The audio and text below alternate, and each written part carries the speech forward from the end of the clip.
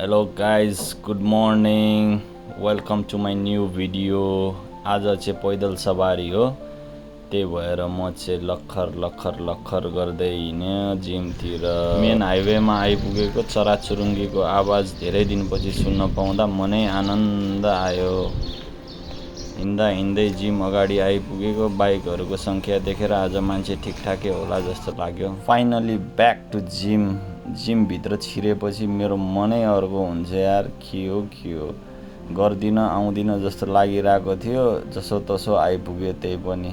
आउने साथै करण ब्रो चाहिँ पुरै अप्पर चेस्टको एक्सर्साइज लगाइरहनु भएको रहेछ। अनि इन्ट्रोड्युस गर्न चाहन्छु हाम्रो जिमको यङ्गेस्ट पर्सन। एज गेस गर्नु होला, पछि भन्छु। सुत्ता लगाएर फटाफट रेडी हुन्छु किनकि आज त्यसै ढिलो भइसकेको थियो, गर्न मन लागेको छैन। अनि सिधै वार्मअप गर्नेतिर लाग्छु। हल्का फुल्का वार्मअप गरेर फेरि बुढालाई भेट्छु।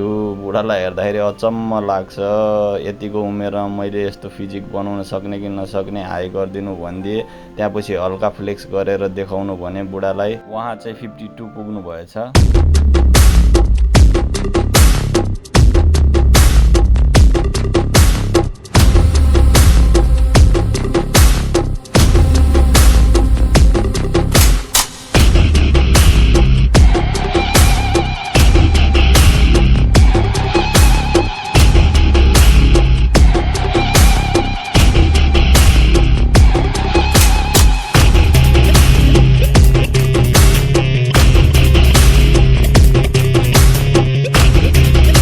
आजको लागि यति नै। Time to do it tomorrow. See you guys, bye by.